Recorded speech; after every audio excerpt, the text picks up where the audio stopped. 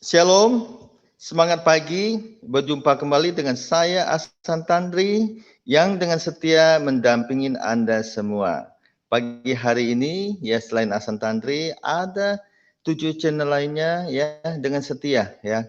Dengan kita sangat rindu supaya setiap kita sebelum memulai segala aktivitas kita dibekali dengan dasar firman Tuhan, karena firman Tuhanlah yang menjadikan kekuatan buat setiap kita bisa melangkah menghadapi hari ini.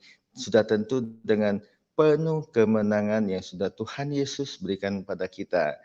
Pagi hari ini topiknya luar biasa ya, Allah itu kasih. Ya, yang akan disampaikan dengan hambanya yang luar biasa ya, yang dengan antusias dan semangat mendampingi kita. Kita sambut Ibu Uti Watimena. Shalom, semangat pagi. Apa Shalom, kabar selamat Ibu? Pagi, Apa kabar? baik-baik Pak. Baik-baik, luar Gimana biasa. sudah jauh lebih baik dari kemarin? Sudah pulih total? Ya, jauh Puji lebih Tuhan baik ya. dari kemarin ya. Jauh lebih baik. Oke, tapi sudah pulih total apa yang Ibu alami kemarin? Saya Pulih total? sudah pulih total, cuma masih ada cumanya. Kalau kena angin masih jaga. Gak boleh ada cuma. Pas kena angin bilang angin. Tubuh saya Ya, tapi memiliki itu sistem, faktanya lah jangan Pak, menyentuh itu saya. faktanya. Jadi harus berdoa lagi. Ya. Tidak memperpanjang lagi, saya serahkan ke Bu Uti Watimena untuk menyampaikan topik pagi hari ini. Silakan Bu Uti, Tuhan Yesus memberkati. Ya, sebelum kita memulai acara kita, mari kita berdoa. Bapa di sorga, terima kasih banyak Tuhan untuk hari ini. Kami mengucap syukur sebab Engkau baik buat hidup kami Tuhan. Terima kasih pada pagi hari ini. Kami ingin duduk tenang di hadirat-Mu Tuhan. Kami ingin membaca, merenungkan, dan bahkan bertumbuh di dalam firman Tuhan. Tuhan tolonglah Tuhan supaya firman yang telah kami baca nanti sungguh-sungguh menjadi bagian dalam hidup kami dan kami diperbaharui dari hari ke hari. Karena kasih setiamu Tuhan, karena firman-Mu itu adalah firman yang hidup, yang menumbuhkan rohani kami, menumbuhkan iman percaya kami Tuhan. Terima kasih Tuhan, berkata-katalah dalam mulut bibir hamba Tuhan, supaya apa yang telah hamba ucapkan sungguh-sungguh berasal daripada Engkau semata Bapa. Terima kasih dalam nama Tuhan kami Yesus Kristus, kami berdoa dan mengucap syukur. Amin. Ya, selamat pagi teman-teman, rekan-rekan, saudara-saudara kekasih ya, saudara yang dikasih oleh Tuhan kita Yesus Kristus. Ya, sebelum kita memulai acara kita, sebelum kita datang kepada Tuhan, merenungkan firman Tuhan, saya ingin menyanyikan satu buah lagu ya. Satu buah lagu yang sesuai dengan topik dan tema kita hari ini. Ya.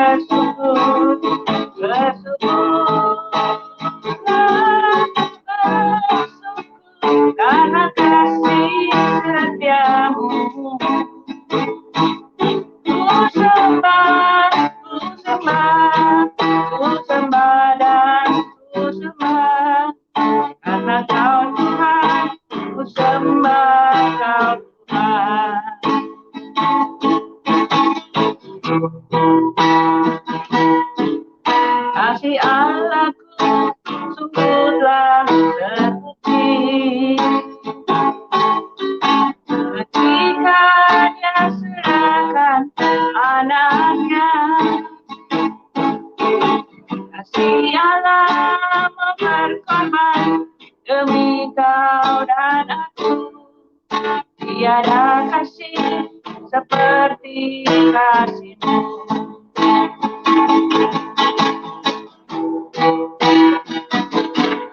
Bersyukur, bersyukur, bersyukurlah, bersyukur karena kasih setia-Mu.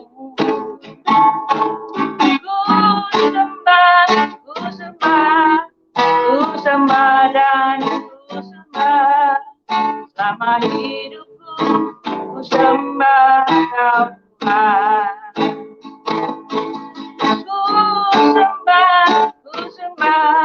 Ku sembah dan ku sembah selama hidupku, ku sembah Kau Tuhan. Ya, kita berdoa ya. Kita akan masuk dalam pemberitaan firman Tuhan. Mari kita tutup berdoa. Bapa di sorga, terima kasih kami ingin merenungkan firman Tuhan hari ini.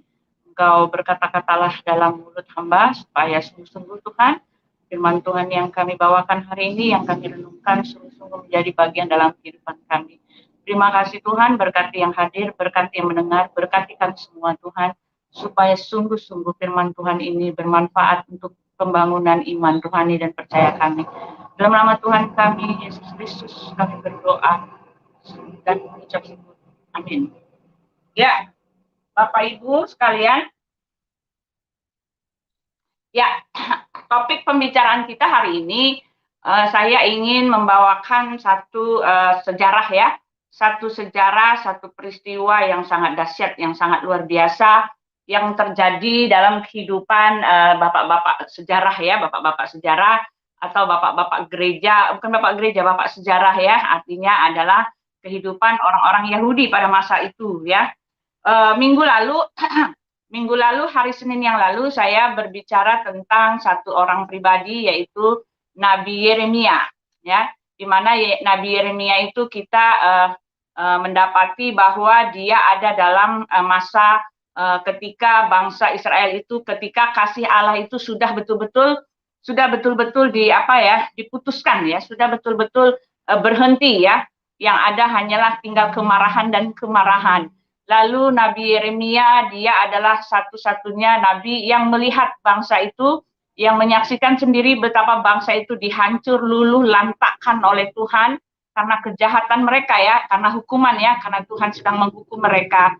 Lalu dia berdiri untuk bangsanya, dia menangisi bangsanya, lalu dia meminta pengampunan ya, meminta pengampunan dan meminta pertolongan ya, supaya kasih Allah itu kembali ya. Lalu kita dapati pula ketika itu di dalam tangis dan ratap yang sangat-sangat dahsyat itu, Nabi Yeremia minta belas kasihan Tuhan, lalu Tuhan memberitahu kepadanya bahwa kasih setia Tuhan itu tak berkesudahan ya kan. Tak berkesudahan kasih setia Tuhan, selalu baru tiap pagi, besar kasih setianya. Sangat-sangat luar biasa. Oleh sebab itu saya ingin meneruskan lagi betapa kasih setia Tuhan itu nyata dalam kehidupan bangsa Israel, orang-orang Yahudi pada masa itu ya, ketika mereka dihancur luluh lantakkan, kasih setia Tuhan itu tetap berlaku gitu loh. Jadi itu hanyalah penghukuman, adalah shock terapi bagi bangsa itu supaya mereka kembali gitu kan. Supaya mereka kembali, supaya mereka tetap ada dalam kuat kuasa dan kasih penyertaan Tuhan. Karena begitu besar kasih Allah kepada bangsa itu, ya dia tidak mau bangsa itu menyimpang ke kanan atau ke kiri, bahkan mendapatkan kebinasaan kekal oleh karena kejahatan mereka yang telah melakukan ya, di situ dikatakan melakukan perzinahan.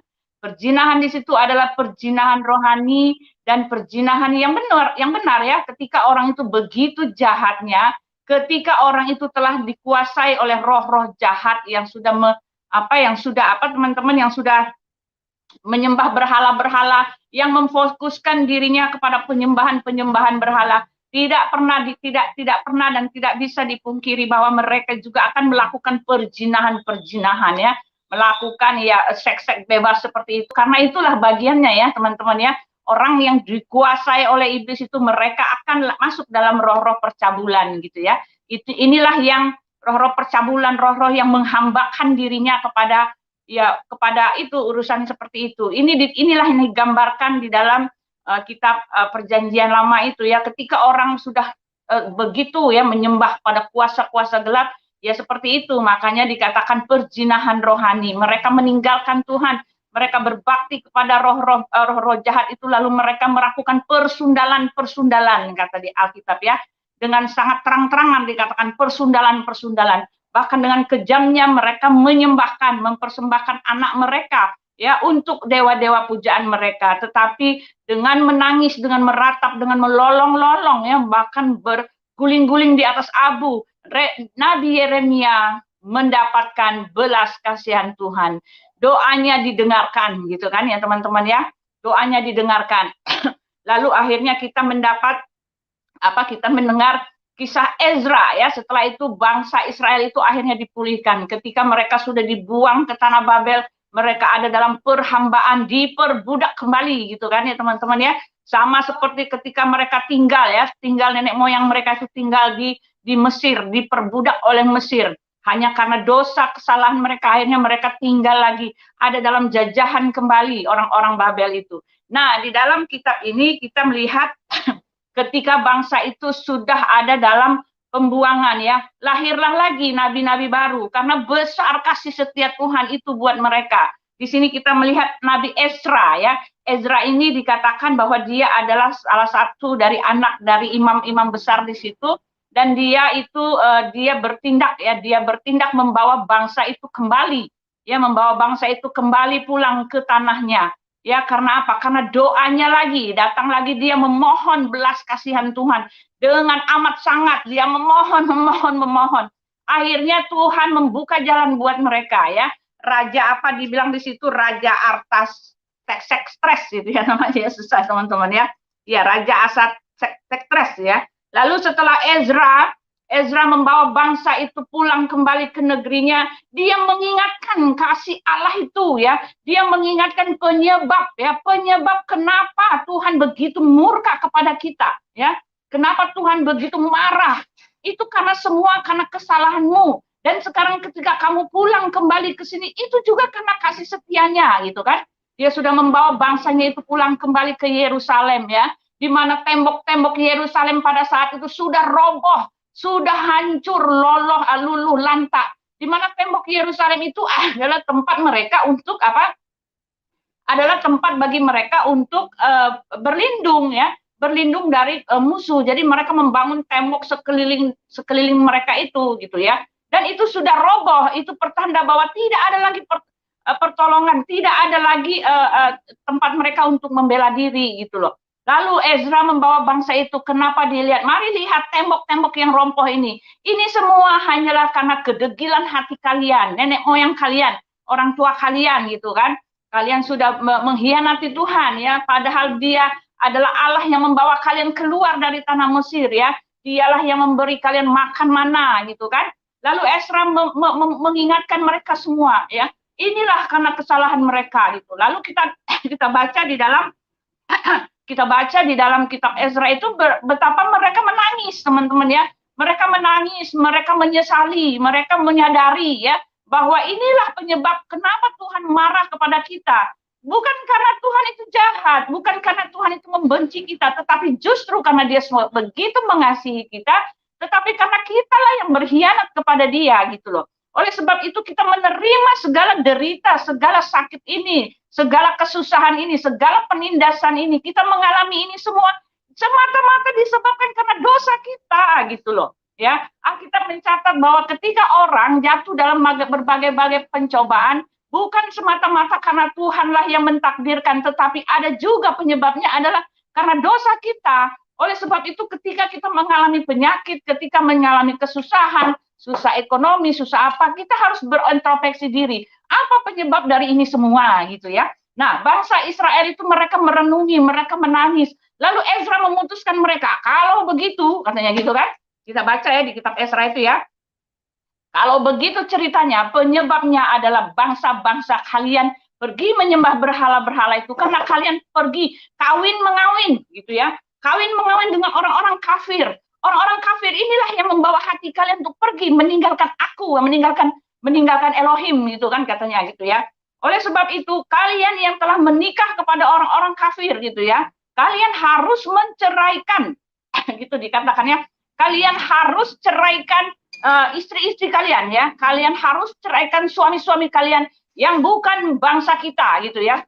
Tetapi karena bangsa Israel itu mereka sudah merenung, mereka sudah menyadari, mereka sudah mengetahui penyebab akar dari kemarahan Tuhan itu, mereka tunduk teman-teman ya.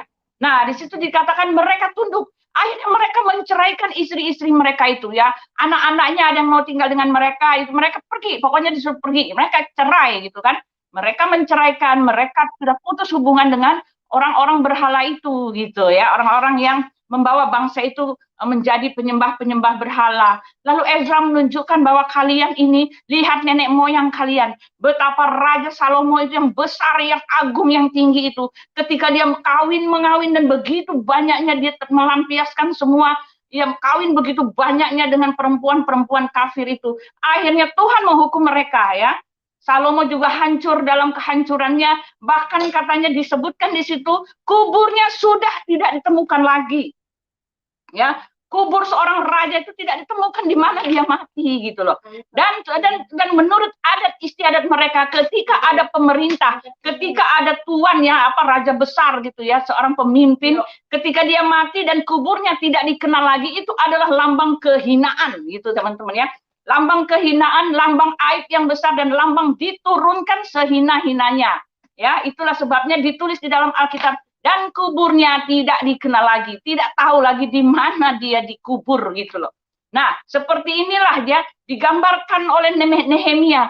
Kalian ini semua ini akibat kalian telah menyimpang, kalian telah berdosa. Sekarang ceraikan istri kalian. Lalu mereka menceraikan istri kalian dengan istri mereka dengan sepenuh kesadaran, dengan kerelaan hati. Tetapi di sini dicatat ya teman-teman, ketika mereka sudah menceraikan istri-istri mereka atau suami-suami mereka yang bukan berasal dari bangsa Israel itu, mereka dimusuhi. Nah, itu teman-teman ya, dimusuhi oleh begitu banyak orang-orang kafir yang merasa sakit hati.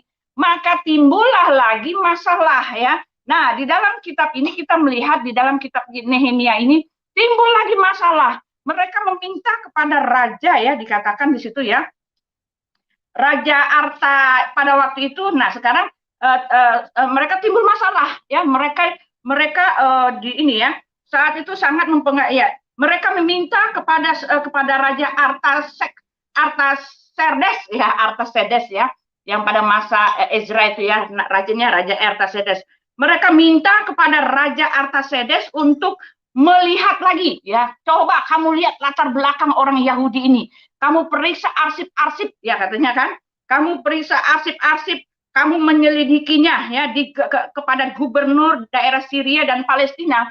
Lalu Raja Artaserdes, susah amat ya, Artaserdes ya, Raja Artaserdes ini dia terpengaruh ya dengan hasutan dari orang-orang yang telah membenci bangsa Yahudi ini. Lalu dia pergi memeriksa teman-teman ya di kegubernuran dan di apa dikatakan dan dari daerah Syria dan Palestina. Maka ditemukanlah kenyataan yang luar biasa. Kenyataan bahwa bangsa itu sejarahnya adalah mereka pernah memiliki seorang pemimpin yang gagah perkasa, yaitu Raja Daud ya. Raja Daud dikatakan bahwa dia telah mengalahkan semua, dia mempunyai raja-raja perkasa yang telah menaklukkan semua daerah di sebelah sungai Efrat. Dan di zaman pemerintahan Raja Daud dan Salomo, itulah sebabnya di dalam pemerintahan Raja Daud dan Salomo, di situ digambarkan betapa bangsa itu telah diurapi ya kan, betapa bangsa itu telah mendapatkan kasih karunia Tuhan yang luar biasa gitu ya. Betapa dua raja ini, Raja Salomo, Raja Daud itu mereka dapati bahwa mereka dipimpin sungguh-sungguh oleh Tuhan gitu ya. Betapa bangsa ini adalah bangsa yang istimewa gitu kan. Betapa bangsa ini adalah bangsa yang sungguh-sungguh diberkati. Raja ini kaget gitu kan, ketika dia membaca kaget, wah katanya latar belakangnya luar biasa sekali. Mereka mempunyai Tuhan yang beda dari Tuhan-Tuhan yang lain gitu kan. Mereka mempunyai Tuhan yang memimpin mereka bahkan ratusan tahun keluar dari tanah Mesir. Dicatat di situ bahwa bagaimana Tuhan memimpin mereka itu, bagaimana dalam perjalanan terkatung-katung Tuhan begitu setia kepada mereka walaupun mereka terus, ya dia membaca semua kisah di dalam kitab Musa itu ya teman-teman ya, dia membaca itu karena kitab Musa ini sudah di dalam Ezra itu, kitab Musa itu sudah ada teman-teman ya, dan inilah yang diperiksa dan dia melihat betapa memang betul Tuhan sudah mengasihi mereka, Tuhan sudah melawat mereka, Tuhan membuat bangsa itu sangat-sangat istimewa. Nah, melihat hal ini raja menjadi takut. Lalu dia bilang, oh tidak bisa kalau begitu ya, jangan pernah biarkan bangsa Yahudi ini, orang Yahudi ini membangun kembali tembok mereka ya, mereka tidak boleh gagah lagi gitu kan. Lalu terhasut raja ini kan, mereka dilarang untuk membangun tembok-tembok di Yerusalem itu ya. Nah, teman-teman, di dalam kitab Nehemia ini baru kita melihat ya, Nehemia ini ada pada masa dikatakan setelah 13 tahun lamanya ya, nasib bangsa Yahudi itu di Yerusalem kan, mereka kan sudah dibawa pulang kan oleh Ezra, dan tapi nasib mereka sudah tidak ketahuan gitu kan, tidak pernah dicatat lagi, dan mereka tidak punya tembok ya. Tembok pada masa itu merupakan benteng perlindungan ya, jadi mereka pasang itu, mereka bikin tembok sepanjang luas sekali, luar biasa teman-teman ya. Kalau kita bayangkan satu tanah sebegini, mereka bikin tembok di situ ya. Nah, di situ tidak ada lagi, tidak tahu tentang nasibnya mereka. Tetapi yaitu tahun 445 sebelum Masehi, pada masa bangsa Yahudi itu dalam keadaan yang sangat sulit. Dari sejarah Ezra kita melihat ya. Nah, setelah itu ada satu lagi ya. Jadi Ezra ini dan Nehemia ini ada pada masa yang sama ya. Setelah bangsa itu sudah kembali ke pembuangan, setelah Ezra membawa bangsa itu kembali. Lalu di situ ada dikatakan bahwa Nehemia itu dia adalah seorang ya, Nehemia adalah seorang juru minum raja ya. Dia ada pada masa, kita baca di sini ya teman-teman ya, di Nehemia 1 ya. Riwayat Nehemia bin Al-Karya pada bulan Kisleu tahun ke-20 ketika aku ada di Puri Susan. Nah, ini kitab Yeremia ini ditulis oleh Yeremia sendiri karena dia menyebut kata aku ya. Salah seorang dari saudara-saudaraku dengan beberapa orang dari Yehuda yang menanyakan mereka tentang orang-orang Yahudi yang terluput, yang terhindar dari penawanan dan tentang Yerusalem. Kata mereka kepadaku, orang-orang yang masih tinggal di daerah sana yang terhindar dari penawanan ada dalam kesukaran besar dan dalam keadaan tercela. Tembok Yerusalem telah terbongkar dan pintu-pintu gerbangnya telah terbakar. Ketika ku dengar berita ini, duduklah aku menangis dan berkabung selama beberapa hari. Aku berpuasa dan berdoa kehadirat Allah semesta langit. Kataku, ya Tuhan, Allah semesta langit, Allah yang maha hadir dan dahsyat, yang berpegang pada perjanjian dan kasih setianya terhadap orang-orang dan yang kasih kepadanya dan tetap mengikuti perintah-perintahnya. Berilah telingamu dan bukalah matamu dan dengarlah doa hambamu yang sekarang. Kupanjatkan kehadiratmu siang dan malam bagi orang Israel, hamba-hambamu ini, dengan mengaku segala dosa yang kami orang Israel telah lakukan terhadapmu. Juga aku dan kaum keluargaku telah berbuat dosa, katanya kan. Lalu dikatakan kami telah sangat salah terhadapmu dan tidak mengikuti perintah-perintah, ketetapan-ketetapan dan peraturan-peraturan yang telah diperintahkan kepada Musa hambamu. Dan ingatlah akan firman yang kau pesan kepada Musa hambamu itu, yakni bila kamu berubah setia, kamu akan kucerai-beraikan di antara bangsa-bangsa. Jadi Nehemia memohon kembali ya.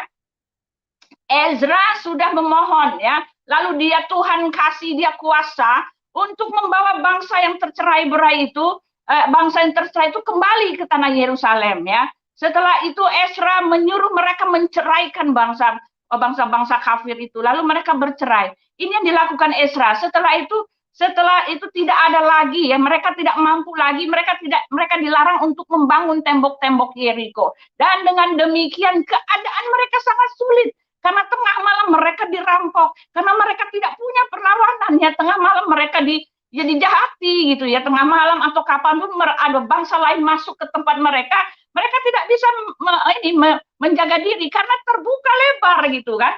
Tembok-temboknya sudah diruntuhkan. Nah, ketika Nehemia mendengar hal ini, Hanani, yang namanya Hanani, orang Yehuda itu menceritakan kepada Nehemia, ya seorang juru minum raja. Raja di situ dia bilang Raja Artasastra. Ya sudah masuk kepada pemerintahan Raja Asasastra, ya. Raja Artasastra, ya. Susah teman-teman yang nyebutnya ya. Nah, dia memohon gitu ya, dia memohon minta pertolongan Tuhan, hatinya tergerak kembali.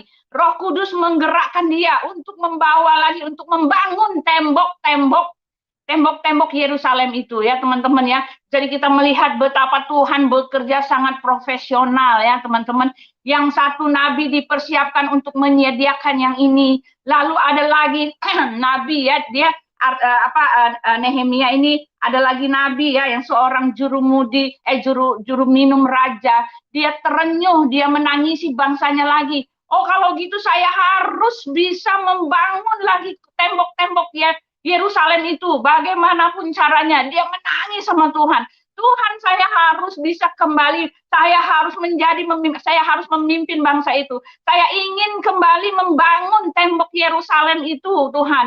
Apapun masalahnya, tolong ampuni saya, ampuni bangsa saya, ampuni keluarga saya, berikan saya jalan keluar, dia bilang gitu kan. Berikan saya jalan keluar, saya ingin membangun tembok Yerusalem itu supaya bangsa saya tidak teraniaya, supaya bangsa saya mempunyai perlawanan, mempunyai perlindungan dari serangan-serangan musuh yang membenci mereka, dari orang-orang di luar sana yang tidak mengenal Engkau, yang membenci Engkau, yang istri-istrinya telah bercerai gitu ya, karena sudah terjadi permusuhan teman-teman ya. Bangsa-bangsa yang diceraikan itu, orang-orang diceraikan itu, mereka sudah semua membenci bangsa Yehuda itu gitu loh.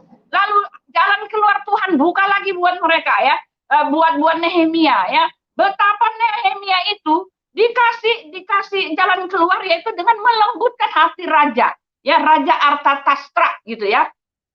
Artasastra ya, raja itu dilembutkan hatinya karena ketika dia sedang menyajikan minuman untuk raja, wajahnya kelihatan betapa dia menangisi bangsanya, kelihatan betapa dia itu lagi dalam masalah gitu teman-teman ya. Lalu Raja Artasastra bertanya di situ di dalam pasal 2 ya, kenapa mukamu kayak gitu kan?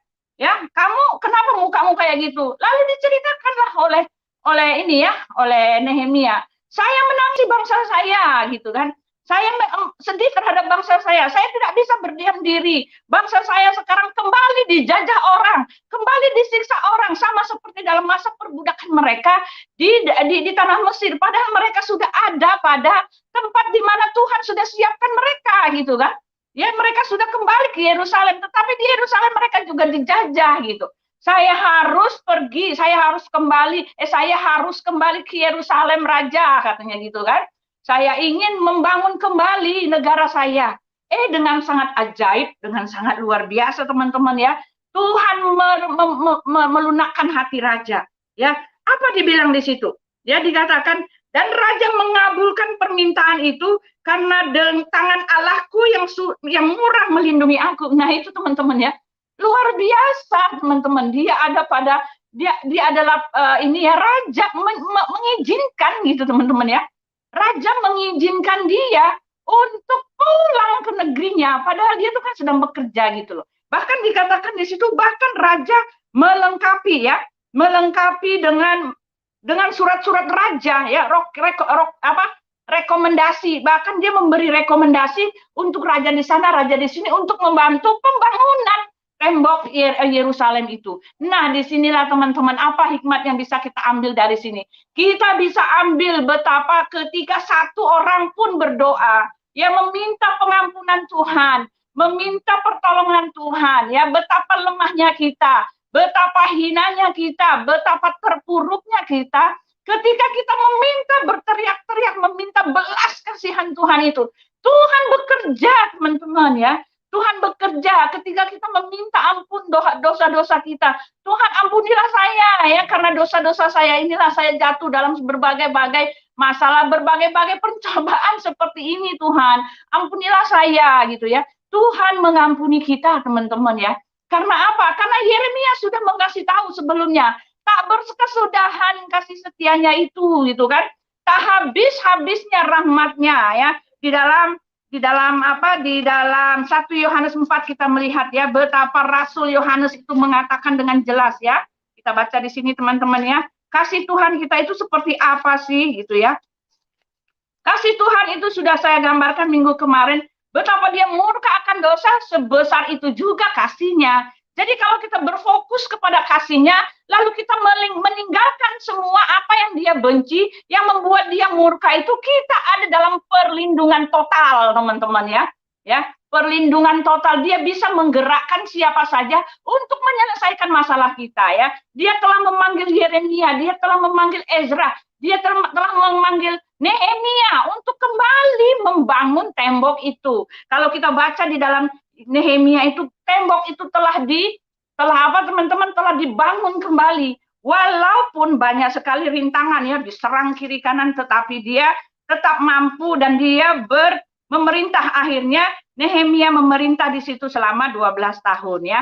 Nah, sekarang apa sih ininya buat kekinian gitu kan? Apa sih hubungannya buat kita yang ada di kekinian saat ini? Yang ada pada kita kekinian saat ini adalah Allah telah membuktikan ya, bahkan sejak dahulu kala dikatakan dia telah membuktikan bahwa dia itu adalah Allah yang kasih, teman-teman ya. Di balik kemarahannya, sebesar itu jugalah kasihnya. Tetapi yang menjadi titik masalah adalah yang harus kita lihat, yang harus kita perhatikan adalah bahwa dia adalah Allah yang kasih ya. Betapapun hina kita, betapapun kita terpuruk di dalam segala permasalahan kita dan bukan menjadi siapa-siapa lagi di mata dunia. Kita sudah guling-gulingan di abu ya, lambang kehinaan, lambang orang-orang aib, lambang orang-orang yang sudah terkutuk, lambang orang-orang yang sudah sangat menderita ya. Betapapun seperti itu, doa kita didengar teman-teman. Ketika hati kita itu kita naikkan dan berharap, Tuhan kasihani saya. Saya selalu ngomong seperti itu ya. Lalu Tuhan menunjukkan kasihnya itu. Dia akan tergerak dengan hati yang dia akan lunak hatinya. Begitu hatinya lunak itu dia akan bekerja gitu teman-teman ya. Kita lihat di sini. Begitu hatinya sudah lunak, klik gitu ya. Aduh kasihan ini umatku, ceritanya seperti itu ya. Dia akan langsung bekerja. Dan pekerjaannya itu profesional teman-teman ya. Dan pekerjaan itu betul-betul luar biasa ya. Ketika dia sudah menyembuhkan kita, ya sembuh gitu kan. Ketika saya meminta saya sembuh, dapat saturasi 100% gitu kan. Nah ketika kemarin sama Pak Nasa ya, kemarin itu saya sembuh teman-teman. Sekarang pun saya sembuh. Cuma Tuhan sekarang menunjukkan kepada saya sekarang tidak boleh lagi, saya harus belajar ya. Belajar dari pengalamannya. Saya belajar dari pengalaman bahwa semua COVID ini terjadi pada semua orang. Ya, saya belajar dari pengalaman, saya belajar disuruh memperingatkan kamu jangan sok-sokan sekarang gitu ya. Siapapun bisa ketimpa malapetaka gitu kan. Siapapun bisa tertimpa bencana. Ya, baik itu engkau adalah anakku atau tidak. Selama engkau jauh dari aku gitu kan, selama engkau tidak meminta pertolongan dari aku kata Tuhan. Kita akan semua mengalami teman-teman ya. Orang Kristen tidak ada yang terluput dari bencana. Maksud saya dikatakan di dalam kitab Mazmur itu malapetaka ya, kemalangan orang-orang benar itu banyak gitu loh teman-teman. Yang Tuhan janjikan di dalam kitab kita ini bukanlah kebebasan ketika kita hidup di dalam Tuhan, bukanlah kebebasan untuk lepas dari segala masalah-masalah manusiawi, tidak teman-teman ya. Tetapi dikatakan kemalangan orang-orang Kristen itu banyak. Banyaknya kenapa ya? Ketika mereka mengalami kelemahan fisik, ketika mereka mengalami kekurangan uang, ketika mereka ditinggalkan oleh orang-orang yang mereka kasihi, ketika mereka mengalami bencana, persekusi, mereka akan mengalami itu. Tetapi yang menjadi kekuatan orang Kristen adalah kita mempunyai Tuhan yang penuh belas kasihan. Itu dia teman-teman ya. Sini sudah digambarkan di dalam Alkitab. Tuhan yang belas kasihan. Oleh sebab itu tetaplah berpegang, tetaplah tinggal di dalam ranting-ranting itu, tetaplah tinggal di pokok itu, teman-teman, supaya kita mendapatkan perlindungan gitu ya.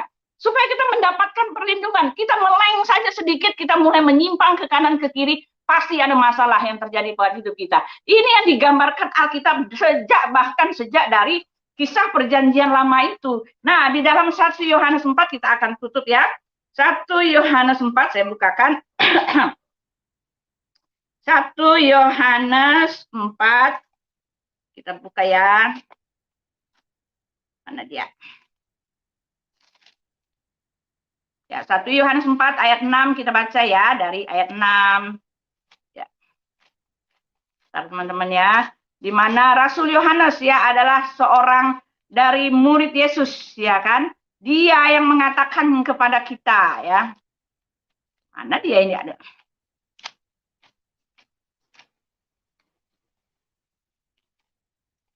Ya.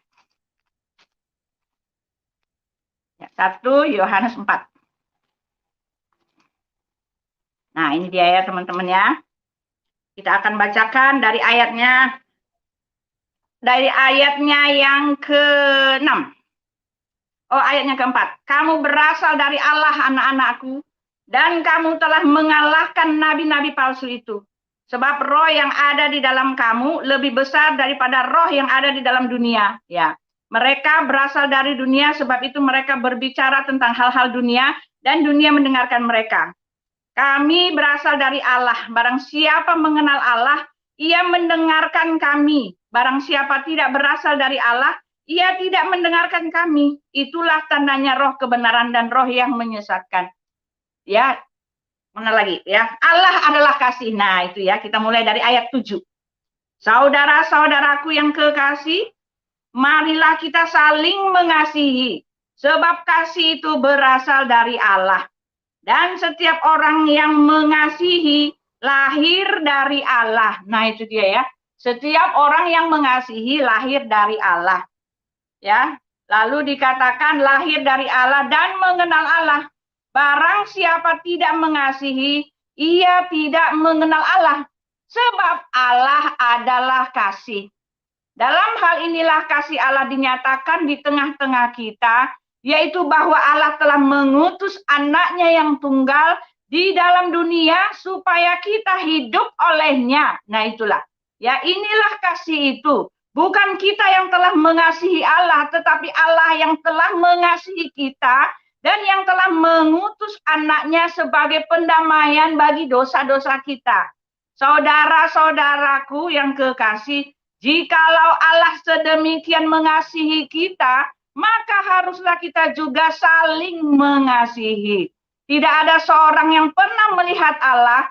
Jika kita saling mengasihi Allah, Allah tetap di dalam kita dan kasih-Nya sempurna di dalam kita. Nah, inilah teman-teman ya. Ini adalah penerapan buat kita ya. Kalau kita tidak mengalami masalah seperti yang dialami oleh bangsa Yehuda itu ya, teman-teman ya. Orang-orang Yehuda itu mereka mengalami persekusi, mereka mengalami derita fisik. Kalau kita yang hidup pada masa sekarang ini, kita juga telah mendapatkan kasih Allah itu, ya. Kasih Allah yang kita dapatkan dikatakan oleh Rasul Yohanes bahwa dia telah dia mengatakan begini ya, yaitu bahwa Allah telah mengutus anaknya yang tunggal ke dalam dunia supaya kita hidup olehnya. Inilah kasih itu, bukan kita yang telah mengasihi Allah, tetapi Allah yang telah mengasihi kita dan yang telah mengutus anaknya sebagai pendamaian bagi dosa-dosa kita. Nah inilah ya teman-teman ya, nyata sekali kasih-Nya itu kepada kita ya. Dia telah melakukan segala pekerjaan besar buat kita. Dia sudah menjadi pendamaian karena kita tahu sejak manusia itu berdosa, kita telah terpisah hubungan kita dengan Tuhan kita, dengan Allah kita ya. Kita menjadi seteru Allah ya, kita menjadi orang-orang yang harus mati dan masuk dan dilempar ke neraka. Tetapi Dia telah menyatakan kasih-Nya kepada kita. Bahkan sebelum kita lahir, pembebasan itu sudah disiapkan bagi kita. Dia sudah mempersiapkannya dengan sangat-sangat profesional. Sama seprofesionalnya ketika dia membawa bangsa Israel itu kembali lagi ke tanah yang telah dia janjikan itu, ketika dia telah mengutus lagi satu nabi, yang satu bekerja seperti ini, dilanjutkan lagi, di satu lagi melakukan seperti ini, dengan sangat-sangat profesional, teman-teman ya. Dan dia telah melakukan itu terhadap kita. Dia telah mempersiapkan kedatangannya. Dia telah menubuatkan kedatangan dirinya itu kepada nabi-nabi. Nabi-nabi telah menyatakan akan datang penyelamatan itu, akan datang penebusan itu, akan datang pembebasan itu. Jadi ketika dia datang, percayalah, karena saya sudah kasih tahu, gitu kan. Pak Presiden waktu dia mau datang ke Jakarta, ke rumah saya, dia nelpon saya, teman-teman ya. Contohnya begitu ya. Dia nelpon saya beberapa hari. Oh, Ruth, katanya, Ruth ya, Uti gitu kan. Saya akan datang ke rumah kamu tanggal 30 gitu kan.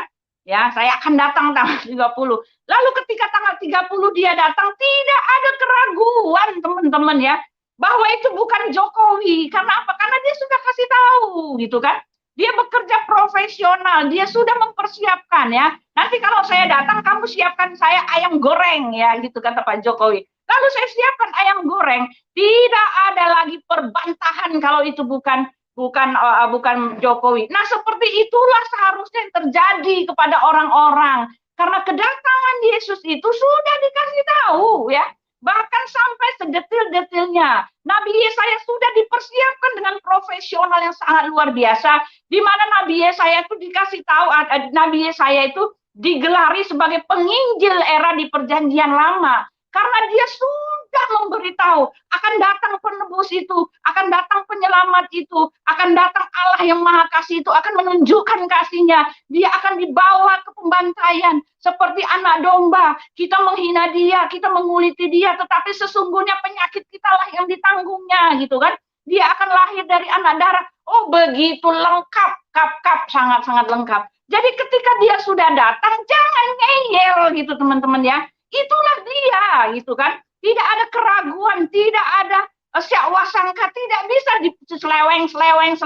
Oh, itu bukan Isa gitu kan. Oh, itu bukan yang sedang kita tunggu-tunggu. Enggak ada lagi teman-teman ya.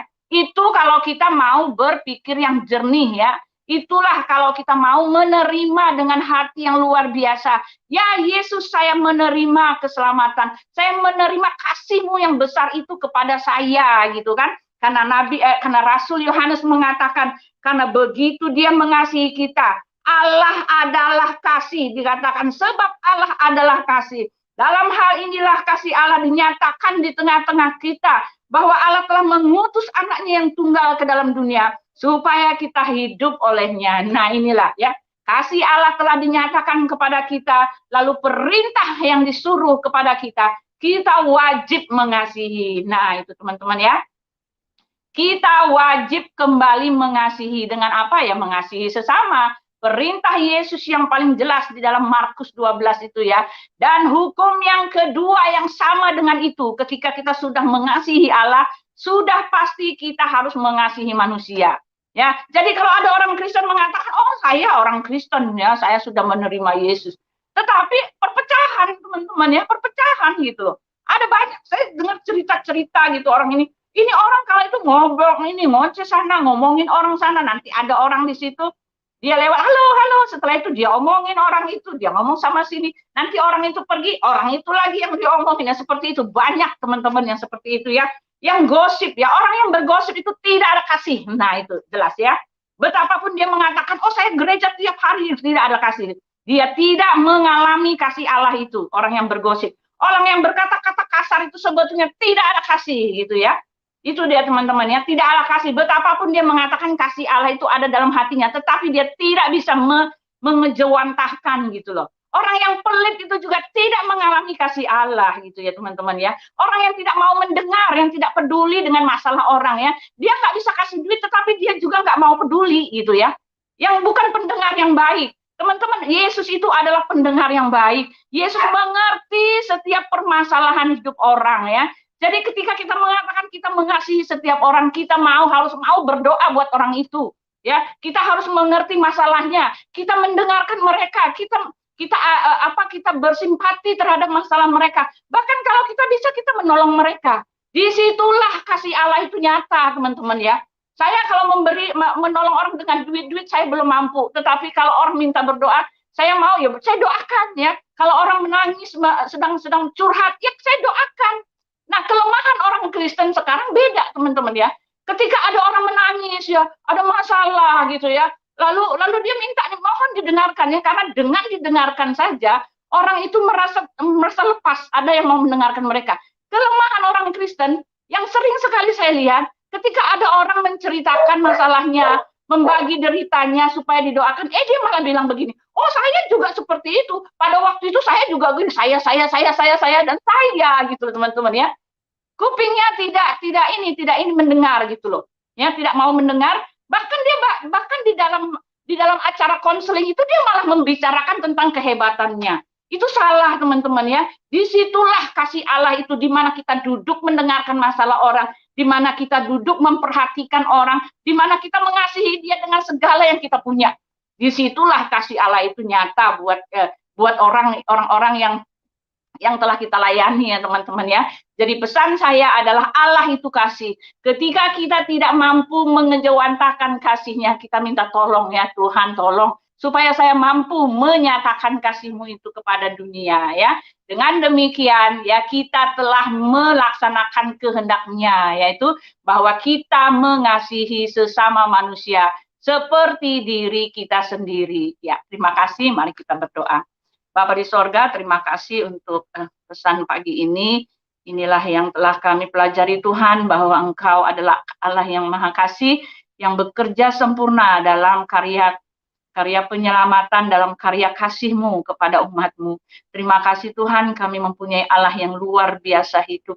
Terima kasih Bapa, firman Tuhan telah selesai kami dengungkan, Alkitab telah kami tutup, tetapi kami mohon supaya Tuhan nyata, Tuhan berperkara dalam hidup kami, dan menyadarkan kami bahwa kami harus melaksanakan amanah agung-Mu itu Tuhan, untuk mengasihi sesama kami.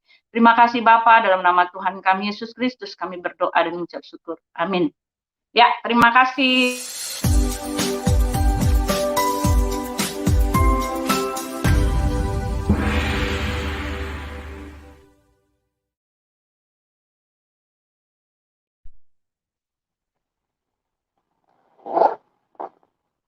Ya, saya akan menyanyikan. Oh ya, silakan Pak Jos. Ya, firman Tuhan yang luar biasa sekali yang baru saja kita dengar dari narasumber kita Ibu Uti ya. Allah itu kasih. Ya, silakan mau naikkan pujian Bu ya. Silakan ya, Bu. Ya.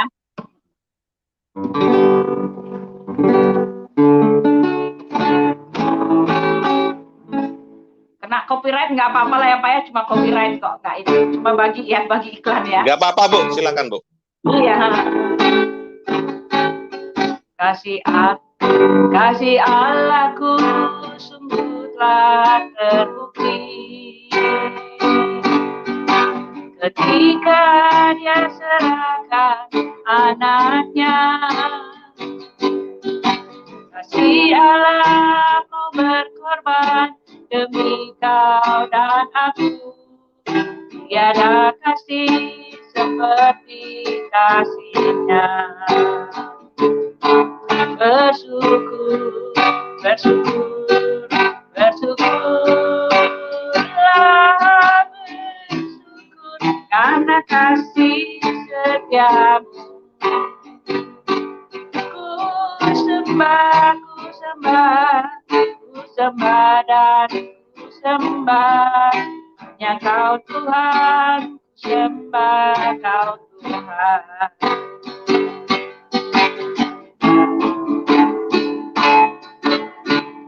Bersyukurlah,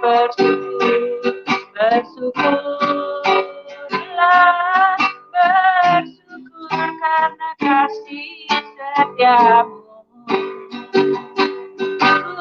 Ku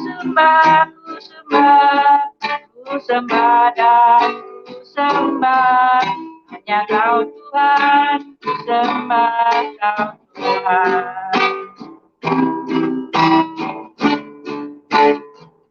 Ya, terima kasih. Silakan Pak George.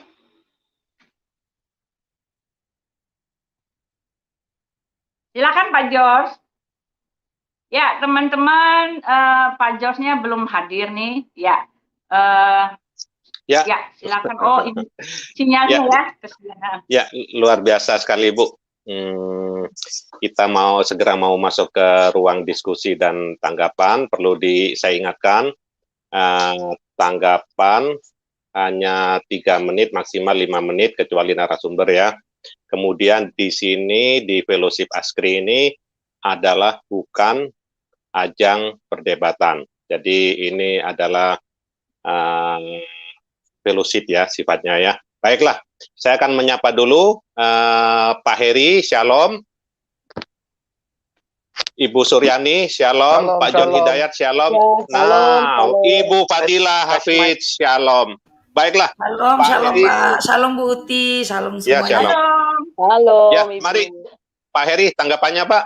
Silakan Pak. Suara saya cukup oke, jelas? Oh, Oke. cukup Pak. Oke, Pak. Cukup Pak. Oh, Merdu cukup, ya. Pak.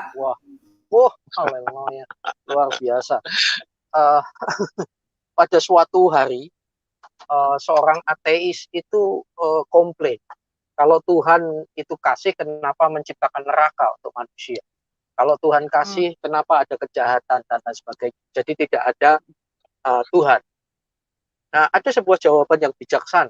Neraka diciptakan itu satu, bukan untuk manusia, tapi setan dan kadrun-kadrun yang tidak percaya Yesus, terutama setan. Untuk setan, hukuman kekal untuk setan. Cuma setan tidak mau sendiri, tidak mau sebangsanya saja yang masuk neraka. Untuk itu dia mencoba sembilan rupa untuk menyeret untuk menyeret manusia ikut di setan, di neraka. Dan kalau Kroni-kroninya Pak ya. Itu Tuhan juga, ya kroninya. Dan siapa yang mengikut cara setan, tidak percaya Yesus, maka tempatnya jelas ke sana. Apakah Tuhan tidak kasih? Sangat kasih. Karena apa? Orang berdosa tidak cocok di surga, Pak. Betul atau betul? Betul. Keluarga betul, saya Pak. Itu tidak. Iya.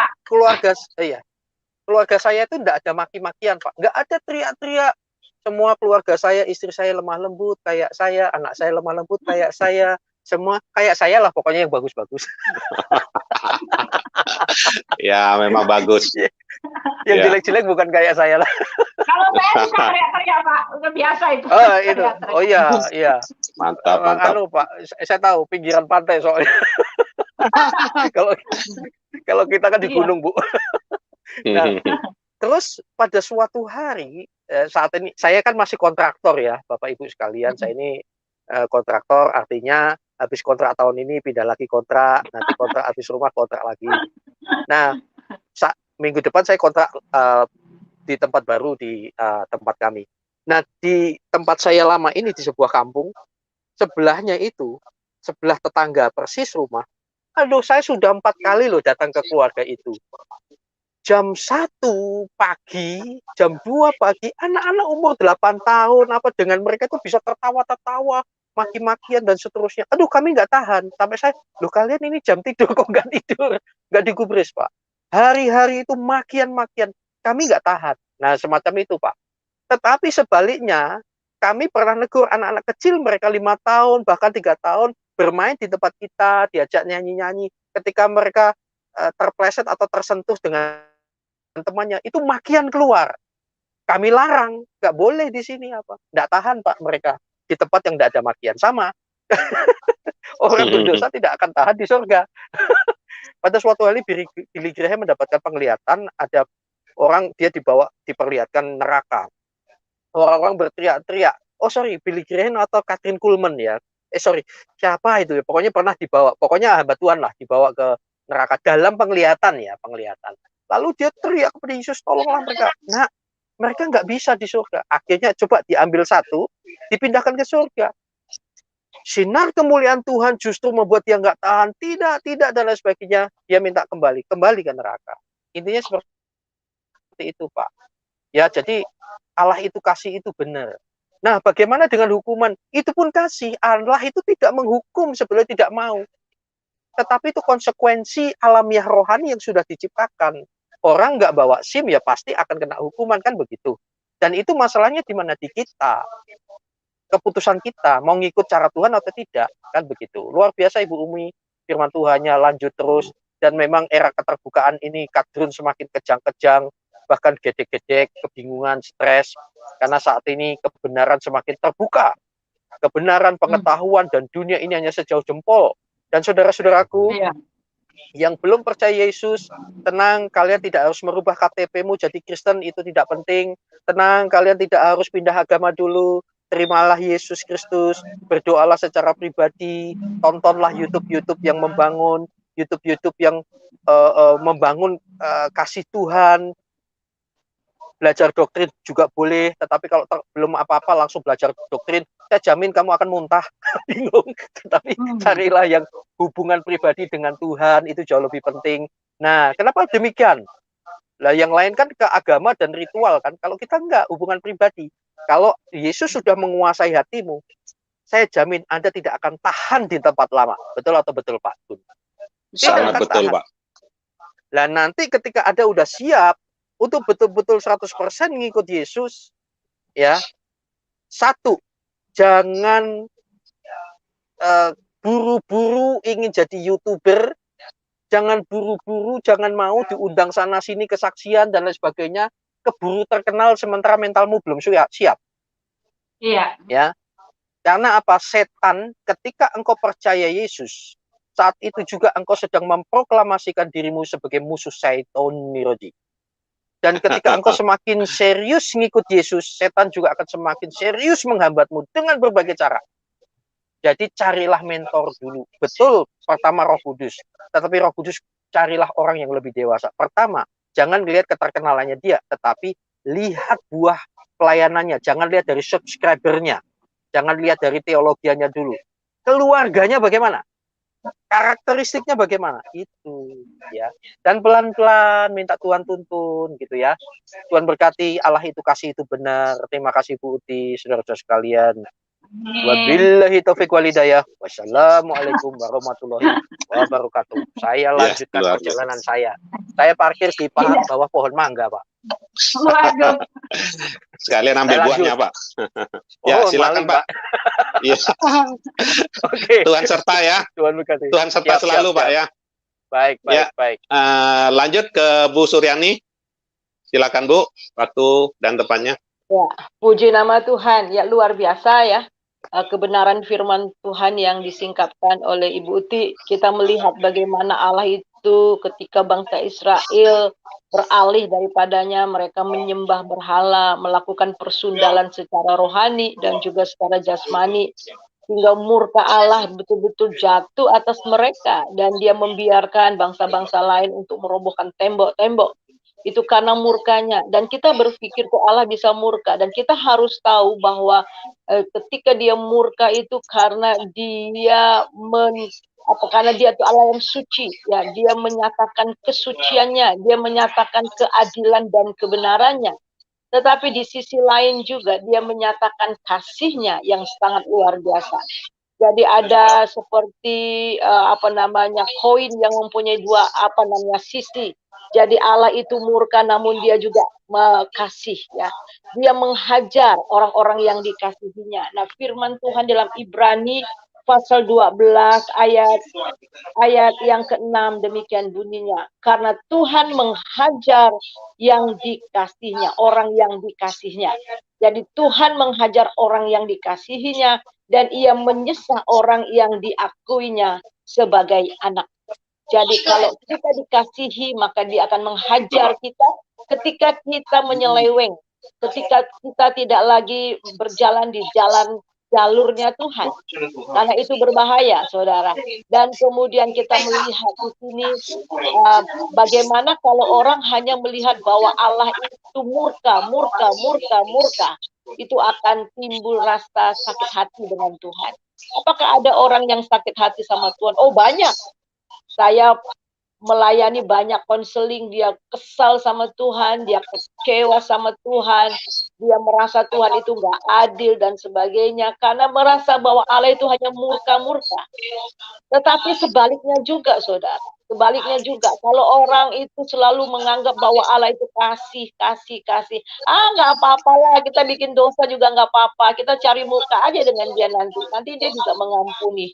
Saudara, nah itu juga salah, akhirnya di spoiling, kata orang bule. Jadi spoiling orang itu, ya. Jadi kita harus tahu bahwa Allah menghajar yang dikasihinya. Dan kemudian kita melihat juga bahwa kebablasan mengenai kasih ada yang namanya hyper grace, ya, hyper grace. Jadi kasih ya nggak apa-apa ya seperti tadi, tetapi firman Tuhan jelas mengatakan, bolehkah kita tekun berbuat dosa oleh karena kasih karunia-Nya, supaya kasihnya bertambah-tambah? Sekali-kali tidak. Jadi jelas sekali-kali tidak, karena kita sudah mati dan bangkit bersama dengan Dia. Jadi orang Kristen harus melihat dua sisi ini. Dia menghajar orang yang dikasihinya. Alasan dia menghajar karena dia menyatakan kebenarannya, dia menyatakan keadilan dan kesuciannya, dan supaya orang itu berbalik dan bertobat. Nah, itu saja dulu sekarang, dan nanti mungkin round yang berikutnya akan disambung. Tuhan Yesus memberkati kita sekalian, ya. Haleluya. Ya, terima kasih Bu Suryani. Memang kadang-kadang ada orang yang bertanya seperti Pak Heri tadi katakan, kalau memang Tuhan itu kasih, kenapa disediakan neraka? Ya, kasih harus dilandaskan oleh kebenaran juga ya. Kalau saya tangkap dari Bu Suryani juga dengan Pak Heri ya. Jadi kasih itu dilandaskan oleh kebenaran, bukan kebaikan. Kalau sudah orang benar, pasti baik. Kalau orang baik belum tentu benar. Harus dilandaskan oleh kebenaran akan firman Tuhan. Ya, baik. Lanjut ke Pak John Hidayat. Shalom, Pak. Ya, shalom Suara Pak. saya jelas, Pak. Amat sangat jelas. Saya ini posisi di Rambi Puji, lagi nyetir dalam perjalanan dari Jenggawah, Pak. Oh, Rambi Puji itu dekatnya Jerman, Pak ya? Jerman Timur ya? Ya kira-kira begitu. Ya, shalom Pak Gunawan, Pak Heri, Bu Suryani, Bu Uti. Selamat pagi, shalom, Bu. Halo. Terima kasih buat pencerahan firman Tuhan hari ini. Saya seminggu sempat tidak bergabung, kangen luar biasa rasanya. Hari ini terobati, terutama firman Tuhan hari ini memberkati. Dari Pak Heri berkatnya dapat, dari Bu Suryani berkatnya dapat. Wah, pokoknya luar biasa deh pagi hari ini berkatnya Tuhan. Satu yang saya ingin sharingkan dari Ibu Uti, ternyata menjadi pendengar yang baik itu salah satu wujud kita mengaplikasikan kasih luar biasa. Betul Bu Uti? Iya, memang. Pak, iya, betul. Tidak semua orang tahan menjadi pendengar yang baik. Tapi menjadi pendengar yang baik itu ternyata itulah kasih. Saya kira saya hari ini dapat pelajaran yang lebih lagi menjadi pendengar yang baik. Pak Gunawan pasti setuju ya Pak ya? Iya. Ya, sangat setuju Pak. Dari saya itu dulu. Nanti kalau sempat di rumah saya sharing lagi nih. Terima kasih, Tuhan berkati. Lanjut. Ya, terima kasih. Berkati Pak, luar biasa. Ya. Sama-sama. Saya mau tanggapi Pak. Saya mau tanggapi, boleh Pak? Silakan Bu. Ya, karena saya pernah belajar ilmu jiwa ya. Jadi ketika ada orang bermasalah, ya ketika ada orang yang dalam kesulitan, dalam himpitan, yang mereka harapkan itu adalah orang lain itu berfokus dan mendengar dia. Nah, ketika ada orang yang mendengarkan dia itu dia merasa lega gitu loh. Walaupun masalahnya belum selesai, tetapi ketika dia merasa ada orang yang bersama-sama dengan dia, yang mau mengerti masalahnya, gitu ya, yang mau mendengar duduk persoalannya, dan menaruh perhatian kepada dia itu merupakan hiburan loh Pak. Ya, dalam ilmu jiwa itu hiburan, dan itu merupakan penguatan juga. Ya, jadi ketika kalau ada orang mau datang ya kepada kita menceritakan masalahnya, lalu cuma nggak minta tolong, cuma menceritakan masalahnya, lalu kita duduk tenang, kita dengarkan saja. Nah, kelemahan orang Kristen banyak yang begitu.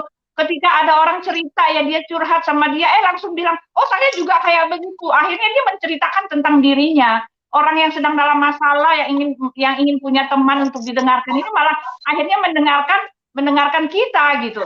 Nah, ini salah satu bukan wujud dari kasih. Kasih itu dia mendengarkan ya. Yesus bahkan mengatakan, marilah kepadaku semua yang letih lesu. Yesus tahu ya, Yesus tahu semua penderitaan kita, Yesus tahu semua apa yang kita alami. Jadi untuk mengetahui apa yang terjadi kepada teman-teman kita, jadilah pendengar yang baik. Ya, tidak harus kasih uang kalau kita memang nggak punya uang, tetapi dengan duduk tenang, mendengarkan apa yang mereka alami, bahkan ketika mereka berdoa, kita berdoa sama dia, kita berfokus dengan masalahnya, kita terjun langsung menolong hatinya yang sedang patah itu adalah pertolongan yang luar biasa loh Pak. Ya, itu maknanya besar sekali ya. Dia merasa punya teman, dia merasa punya orang yang peduli dengan dia. Nah, ini wujud kasih kita. Jadi jadilah pendengar yang baik ya, biar bagaimanapun hebatnya kita ya, ketika kita mengatakan kita hebat, Tuhan Yesus itu baik buat saya, kita hebat, kita apa, itu tidak menarik perhatian orang teman-teman ya. Yang saya pelajari itu dia menarik perhatian orang. Kita ngomongin, oh mobil saya ada segini, saya begini. Orang-orang tidak tertarik ya, orang tidak ada yang tertarik. Yang orang membuat orang tertarik itu ketika kita malah mendengarkan mereka.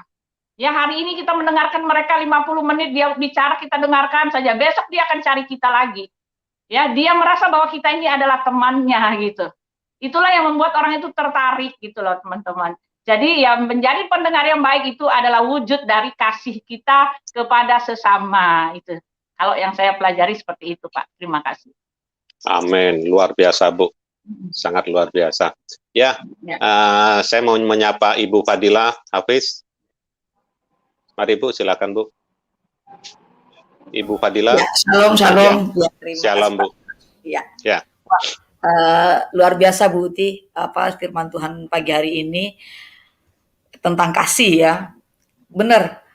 Kita tuh kadang-kadang tuh selalu merasa menjadi orang Kristen yang penuh kasih karena Tuhan kita adalah Tuhan yang maha kasih. Tapi kita nggak sadar, kita itu kadang tuh masih milih-milih yang mana yang harus kita kasih. Benar nggak Bu Uti? Dan satu hal, saya setuju dengan Bu Uti. Kita tuh selalu pengen didengar, bukan mendengar. Selalu pengen didengar, bukan mendengarkan. Ya.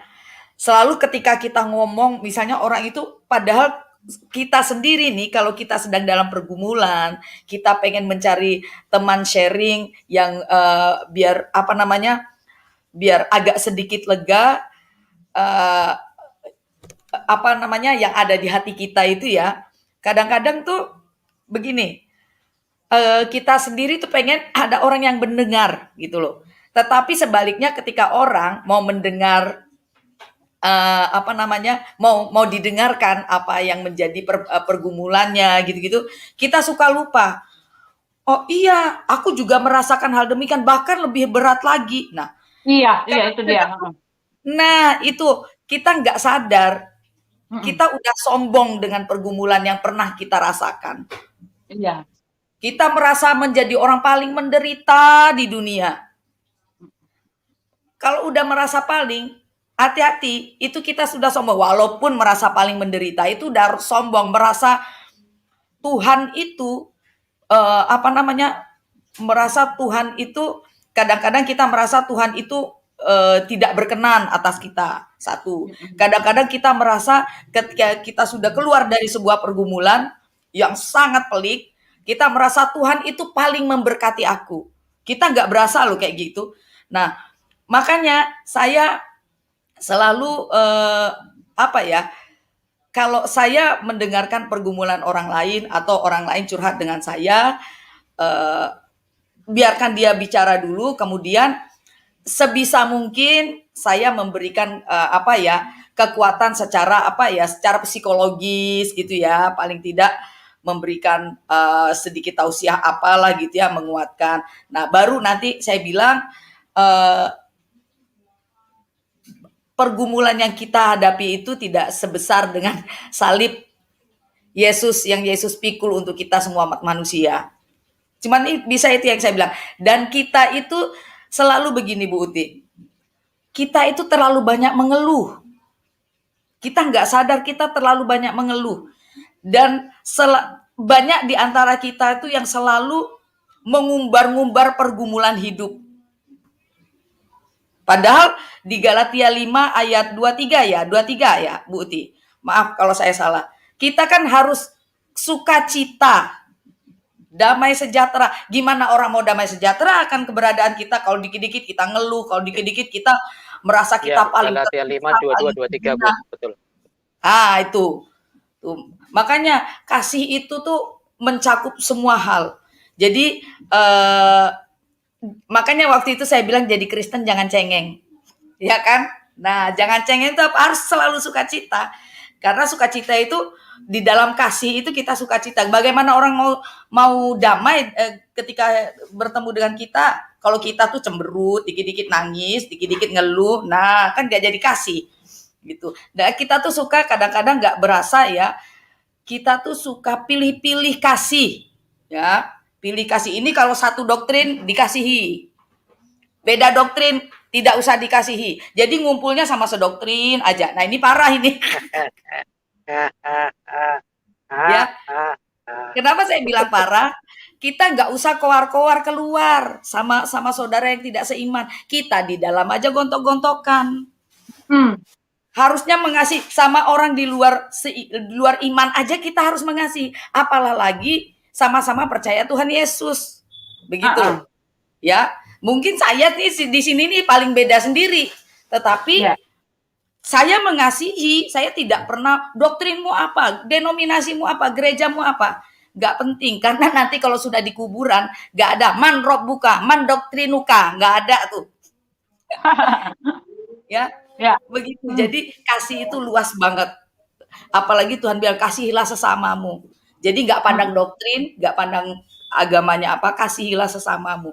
Nah, di sini saya mau bilang firman tentang kasih itu luas banget. Mungkin sehari nggak cukup Bu Uti ya. Sangat luas sekali. Terima kasih Bu Uti. Lanjut Pak John. Ya, ada tanggapan? Mau ditanggapi Bu? Ibu Uti mau ditanggapin? Iya, yang ini ya. Soal mendengarkan gitu ya. Yang saya tahu ya, ketika ada orang ingin didengarkan, lalu yang dia teman yang dia curhat itu malah menceritakan dirinya sendiri, itu akan terasa sangat membosankan. Dia akan merasa ini secara naluri ya, dia akan merasa nggak punya teman akhirnya. Ya ini kita melakukan pendekatan dari kejiwaan lah ya. Jadi ketika ada orang menangis ya, memohon minta didengarkan, ya kita dengarkan. Itu bentuk kasih kita kepada dia, memberikan apa yang dia butuhkan. Orang-orang yang sedang tertindas seperti saya nih kan ya, waktu saya sakit itu, yang saya pikirkan adalah masalah saya gitu loh. Ya masalah saya minta didoakan, ya doakan saya. Ya jangan ada setelah itu, oh kamu bikin dosa apa gitu kan, digituin gitu kan. Kamu bikin dosa apa? Terus lalu, oh saya juga pernah ngalamin kayak kamu nih, waktu itu saya ini langsung cerita tentang dirinya. Itu akan merasa secara naluri ya, akan merasa jauh lebih akan tertekan gitu loh orang itu. Ya sama seperti saya minta didoakan, didoakan ya. Jadi ada orang yang sungguh-sungguh dekat sama kita, memperhatikan kita gitu ya, doakan kita. Lalu apa yang kita rasakan ya, mereka kasih itu rasanya luar biasa itu. Rasanya seperti kita memiliki seorang teman, rasanya kita itu tidak sendirian. Ya dalam keadaan terjepit itu ketika ada orang yang mendengar saja teman-teman, itu dia sudah merasa bahwa dia tidak sendirian gitu loh. Ya, ini dari apa ya, dari ilmu kejiwaannya seperti itu gitu. Jadi kalau misalnya ada orang datang curhat sama kita, ya kita dengarkan, jangan pernah sekali-sekali bicara tentang diri kita. Itu fatal buat para konselor gitu kan, fatal. Bicara tentang diri kita, oh ya saya kayak kamu juga, lalu saya begini, akhirnya habis waktu konseling itu hanya untuk mendengarkan diri kita yang sombong ini. Jangan, karena dia datang kepada kita itu artinya dia minta pertolongan. Minta pertolongan, ingin didengarkan, bukan minta pertolongan mau mendengarkan orang, enggak, dia butuh pertolongan. Itu dia wujud kasih kita, berilah pertolongan akan jiwanya yang hancur itu, dia butuh teman itu untuk didengarkan. Ya seperti itu ya teman-teman ya. Terima kasih. Ya, luar biasa sekali Ibu Uti, ahli kejiwaan, kemudian Ibu Fadila ini di dalam sosiologi ya. Sepertinya di dalam sosiologi ya ahlinya ya. Luar biasa ya. Lanjut ke Ibu Suryani. Saya nggak ahli apa-apa, Pak. Bukan, nggak apa-apa. Sepertinya sosiologi, ya. Bu. Ya, Iya. Pengalaman jadi hidup ini. aja, Pak, pengalaman hidup. Pengalaman hidup. Nah, saya memang banyak mengalami konseling yang mengadakan konseling. Emang ada tipe-tipe orang. Ada tipe orang yang cuma hanya mau mendengar, mau didengar, tapi nggak mau mendengar. Itu ada. Jadi setiap kali datang konseling, saya mendengarkan sampai 3 jam. Ceritanya itu, tak itu, tak itu, tak itu lagi. Nanti telepon lagi, itu, tak itu, tak itu, tak itu, tak itu lagi. Terus ya kayak seperti kaset yang cuma tinggal di ini. Jadi, dan dia sama sekali tidak mau mendengarkan bagaimana solusinya. Nah, itu ada juga orang yang seperti itu ya. Nah, orang yang seperti tipe yang orang seperti ini kita juga harus tolong. Kita harus tolong dia untuk keluar dari keterpurukannya ya. Nah, keterpurukannya, dan firman Tuhan mengatakan ya di dalam Ibrani pasal yang keempat ayat yang ke-6 kayak keempat ayat 15, sebab imam besar yang kita punya bukanlah imam besar yang tidak dapat turut merasakan kelemahan-kelemahan kita. Sebaliknya sama dengan kita, ia telah dicobai hanya tidak berbuat dosa. Sebab itu marilah kita dengan penuh keberanian menghampiri tahta kasih karunia supaya kita menerima rahmat dan menemukan kasih karunia untuk mendapatkan pertolongan kita pada waktunya. Nah, kenapa kita bisa curhat kepada Tuhan Yesus? Karena dia telah turut merasakan apa yang kita rasakan. Dia telah menjadi manusia, dia pernah dihina, dia pernah ditolak, dia pernah mengalami masa-masa sulit, saudara.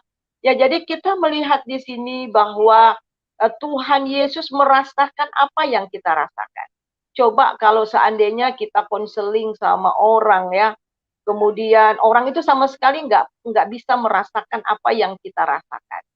Nah, tetapi konselor yang baik itu adalah konselor yang telah melewati masalah yang dialami oleh konselinya, ya, oleh oleh orang yang datang kepada dia.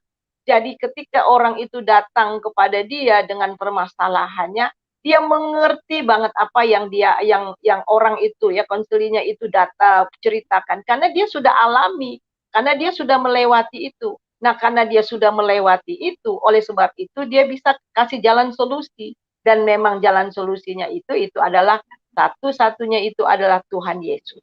Jadi jelas bahwa memang kita harus mendengar ya, kita harus mendengar. Tetapi kalau sampai berbulan-bulan dia hanya menceritakan hal yang sama dan dia tidak sama sekali mau pasang telinga untuk mendengarkan, itu juga salah. Dan kita harus membimbing dia juga supaya mendengar jawaban yang daripada Tuhan. Nah, itu pengalaman saya. Dan saya akhirnya melihat ada orang yang cuman hanya curhat sampai berjam. Sampai saya dengar 3 jam loh. Ada yang sampai 3 jam. Kemudian saya mencoba untuk kasih firman Tuhan. Apa katanya? Ibu, itu kan menurut ibu. Katanya, ibu nggak rasakan siapa. Ya, jadi gitu. Jadi susah ya. Ya, saya sudah tahu itu, Bu. Saya sudah tahu itu. Saya juga belajar Alkitab loh, Bu. Tapi ibu coba dengar itu. Jadi susah ya. Padahal sudah 3 jam saya dengar dia.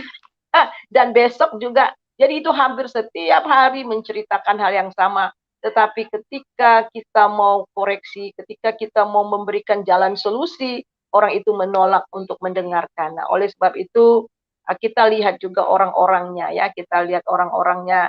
Jadi kalau udah sampai 1 minggu, udah berapa minggu cerita yang sama, kita perlu juga ya, kita perlu juga memberikan jawaban, dan dia juga perlu mendengar apa kata firman Tuhan untuk memberi solusi dalam hidup. Ya, itu saja dari saya. Ya, makasih. Ya, luar biasa sekali, Pak John. Lanjut ke Pak John. Ya, silakan, ya, puji Tuhan, Pak. Saya baru nyampe Gang Curakalong yang mau ke rumahnya Pak Walam. Oke.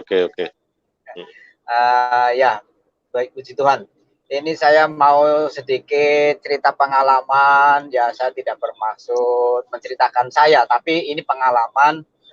Kalau saya beberapa tahun yang lalu itu kadang-kadang sampai ngantuk, nggak tahan, tapi tak tahan-tahan. Belajar menjadi pendengar yang baik. Ya, kalau sudah jadi pendengar yang baik, juga harus siap ketika kita yang kepingin didengar, kita siap tidak didengar. Itulah pengalaman yang luar biasa. Jadi kalau kita menjadi pendengar yang baik, di satu sisi ya siap untuk tidak didengar, yaitu sekali lagi juga arena di mana kita bisa belajar mengembangkan kasih Tuhan. Saya kira itu Pak Gunawan. Tuhan memberkati. Sekali lagi terima kasih, saya sudah hampir nyampe, kira-kira 3 menit lagi nyampe rumah. Puji Tuhan. Lanjut Pak. Oh ya, puji Tuhan, puji Tuhan. Ya, waktu sudah menunjukkan 1 jam 20 menit ya, kita berjalan dalam fellowship ini. Sebelum masuk dalam doa syafaat, saya minta Ibu Uti closing statement-nya, Bu. Ya, ya, puji Tuhan ya, luar biasa sekali ibadah kita hari ini. Saya merasakan ya bahwa Tuhan ada beserta dengan ibadah kita. Ya, jadi kasih Tuhan itu sudah dinyatakan bahkan sejak purbakala ya, teman-teman. Sejak dahulu kala ya, bagaimana dia menyatakan kasihnya, dia memilih bangsa itu sebagai contoh ya. Bukan berarti kita ini bukan bangsa Israel, lalu itu bukan kasihnya tidak berlaku buat kita. Tetapi hanyalah sebagai partner bangsa Israel itu untuk menunjukkan siapa dia gitu, untuk memperkenalkan siapa dirinya itu, Allah yang penuh kasih. Ya, yang saya pelajari di situ adalah ya ketika kita berbuat dosa ya pasti dihajar. Tetapi hajarannya itu adalah memberi pelajaran, bukan karena kebencian, tetapi memberi pelajaran. Ya, ada hikmah di balik segala masalah yang kita hadapi gitu. Lalu saya belajar juga bagaimana kasih Allah itu ya kita lihat sejak dari purbakala dia telah menyatakan kasihnya yang besar itu sampai akhirnya dia sudah naik ke sorga dan sampai penyertaannya sampai sekarang ini kepada hidup kita gitu. Dan saya juga masih belajar bagaimana mengaplikasikan kasih itu kepada orang-orang gitu. Karena ya sulit ya, kita asal bicara teori seperti ini memang sepertinya indah didengar, tetapi sulit untuk diterapkan. Ya, kita harus belajar ya dari hari ke hari gitu, bagaimana kita bisa mengaplikasikan kasih. Ketika ada orang minta uang sama kita, lalu kita ada uang ya kita kasih ya. Jangan ketika mereka minta uang ya, mereka sulit gitu, mereka mau butuh makan, dia nggak punya uang gitu kan. Lalu dia minta sama kita, padahal kita punya, kita bilang nggak ada, kita bilang gitu kan, nggak ada. Ayo kita berdoa yuk katanya gitu ya, seperti itu ya. Itu juga aneh gitu ya, dia minta uang lalu kita malah ayo kita berdoa yuk, saya doakan kamu gitu. Ya padahal ada sama kita gitu. Kita tidak boleh seperti itu. Kalau dia itu ya kasih. Kalau kita memang mengasihi, dia minta pertolongan ya kasih apa yang dia mau gitu. Ya itulah wujud kasih kita. Betapapun dia tidak membalas lagi kebaikan kita, itu urusan dia. Tetapi tugas dan tanggung jawab kita adalah kita mengaplikasikan kasih itu gitu. Kalau kita lagi dalam berdebat itu habis dihina-hina, dilecehkan nenek tua apa segala macam, ya jangan balik menghina gitu. Karena kalau saya balik menghina, saya akan sama seperti dia gitu ya. Itu yang harus saya coba ini ya. Dan sekarang saya juga sedang belajar bagaimana mengendalikan lidah, karena sudah ada itu ya. Contohnya kita harus mengendalikan lidah ya, belajar lebih bijaksana, lebih arif dalam berkata-kata gitu. Jadi kalau ada kesalahan kata yang mohon dimaaf gitu ya, karena biar bagaimanapun kita ini semua masih dalam tahap belajar gitu. Ya itu saja Pak, terima kasih. Ya, terima kasih Bu Uti, luar biasa sekali ya. Tibalah saatnya, waktulah yang membatasi dan kita sudah di penghujung acara. Kita mau masuk dalam doa syafaat, minta dengan hormat, doa Bapak kami dan doa berkat Ibu Suryani dan Askri, dengan hormat Pak Hidayat, kemudian gereja dan Kristuber minta dengan hormat Ibu Fadilah, bangsa dan negara minta dengan hormat minta Ibu Uti ya. Terima kasih. Ya, terima kasih.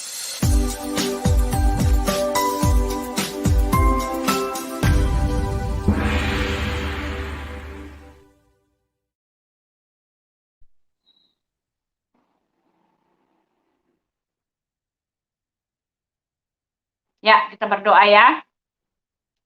Bapak Surgawi, terima kasih pada pagi hari ini kami sudah selesai dalam ibadah kami Tuhan.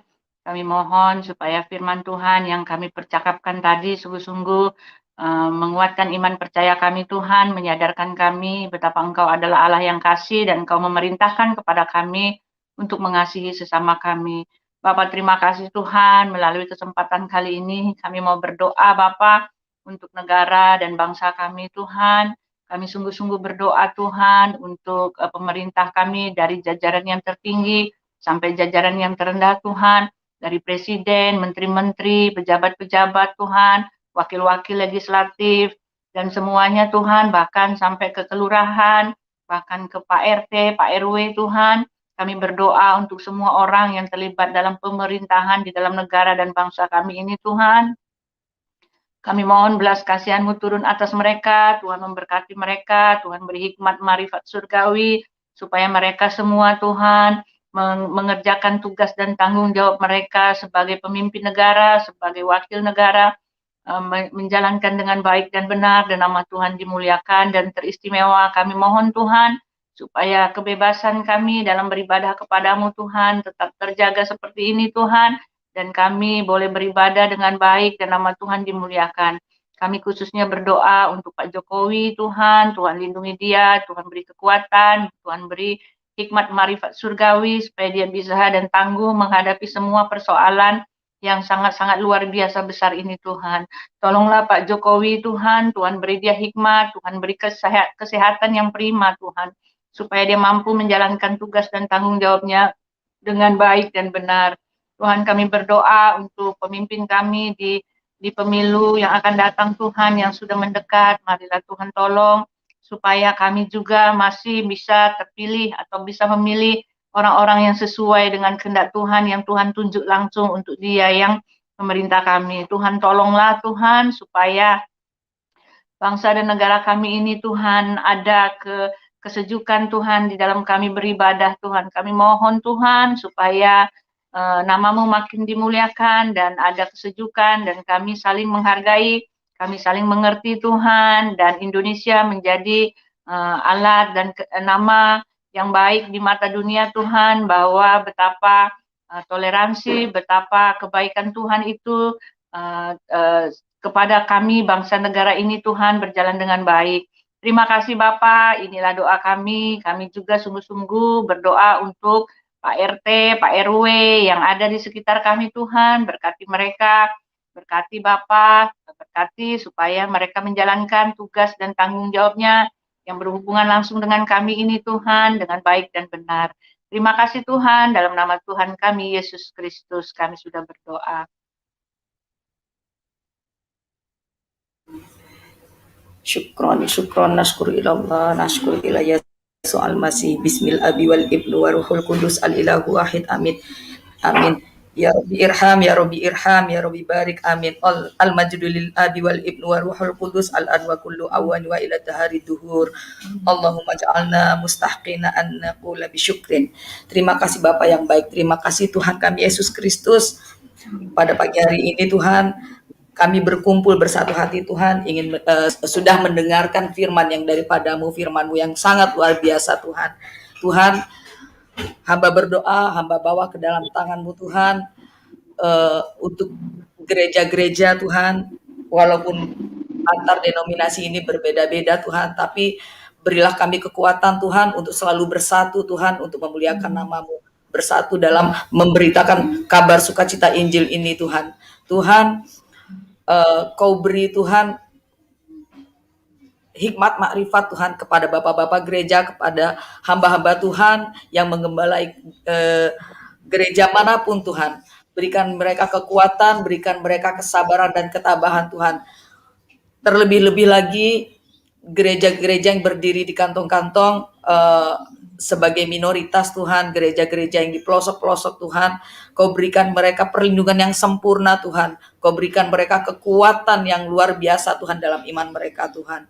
Tuhan, hamba serahkan gereja-gereja Tuhan ke dalam tangan kuasa-Mu Tuhan, agar mereka tetap selalu teguh Tuhan dalam iman mereka Tuhan, agar walaupun saat ini Tuhan banyak gereja yang masih tutup Tuhan, akan tetapi Iman kami tetap menyala-nyala Tuhan, akan tetapi kami tidak akan pernah meninggalkan-Mu Tuhan. Akan tetapi berikan kami gereja di dalam hati kami yang selalu menyala-nyala Tuhan, untuk memuliakan nama-Mu Tuhan. Tuhan, hamba juga serahkan Tuhan para teman-teman Kristuber ini Tuhan, biarlah kami menjadi satu kesatuan untuk memuliakan nama-Mu Tuhan. Berikan mereka kekuatan, kesabaran, dan berikan mereka keberanian untuk selalu memberitakan sukacita Injil Tuhan. Yang dikedepankan adalah memberitakan kabar baik ini Tuhan. Berilah kami semua ini Tuhan, teman-teman Kristuber ini Tuhan, hikmat makrifat yang daripada-Mu Tuhan, agar pengetahuan kami bertambah-tambah dan iman kami pun semakin teguh Tuhan kepadamu Tuhan. Tuhan, terima kasih Bapa yang baik, terpujilah nama-Mu di dalam nama Tuhan kami Yesus Kristus. Kami sudah berucap syukur dan berdoa, haleluya, amin. Bapa, di dalam nama Tuhan Yesus Kristus, hari ini kami hamba-hamba-Mu bersyukur. Kami percaya Askri ada oleh karena kehendak Tuhan, dan melalui Askri kami hamba-hamba-Mu dapat berfellowship, berbagi karunia rohani kepada banyak Tuhan kaum di dunia ini, khususnya kami yang ada di Indonesia. Hamba berdoa, Tuhan berikanlah kepada para teman-teman kami sebagai pengurus harian Askri yang dipimpin oleh hamba-Mu Pak Heri dan kawan-kawan, supaya Askri terus Tuhan Yesus menjadi sarana alat Tuhan untuk bersinergi bagi pembangunan, baik bagi gereja-Mu, pertumbuhan iman, membangun manusia seutuhnya, memberikan kontribusi positif bagi bangsa ini, bagi bangsa kami Indonesia, supaya kami terus ada menjadi berkat, membawa dampak positif kepada semua orang. Nama Tuhan dipermuliakan. Itulah doa sembahyang kami bagi Askri Tuhan, supaya Askri terus bisa menjadi alat-Mu untuk memberkati banyak orang. Itu doa kami panjatkan di dalam nama Tuhan Yesus Kristus. Haleluya. Amin. Amin. Saudara, mari kita bersama-sama berdoa. Bapa kami. Bapa kami yang di surga, kami yang ada di surga, dikuduskanlah nama-Mu.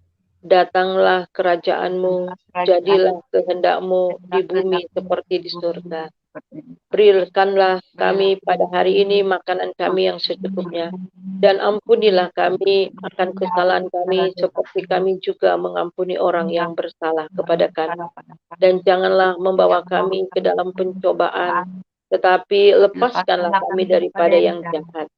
Karena Engkaulah yang mempunyai kerajaan dan kuasa dan kemuliaan sampai selama-lamanya. Amin. Damai, sejahtera, sukacita yang melimpah-limpah dari Bapa di dalam Tuhan Yesus Kristus. Persekutuan di dalam Roh Kudus senantiasa menyertai saudara mulai hari ini dan seterusnya. Diberkatilah engkau, diberkatilah rumahmu, diberkatilah orang yang keluar masuk rumahmu, diberkatilah anak cucumu, diberkatilah lumbung-lumbungmu, diberkatilah setiap usaha pekerjaan dan pelayananmu, hingga engkau diberkati dan menjadi berkat mulai saat ini dan seterusnya. Haleluya, kita katakan amin. Amin.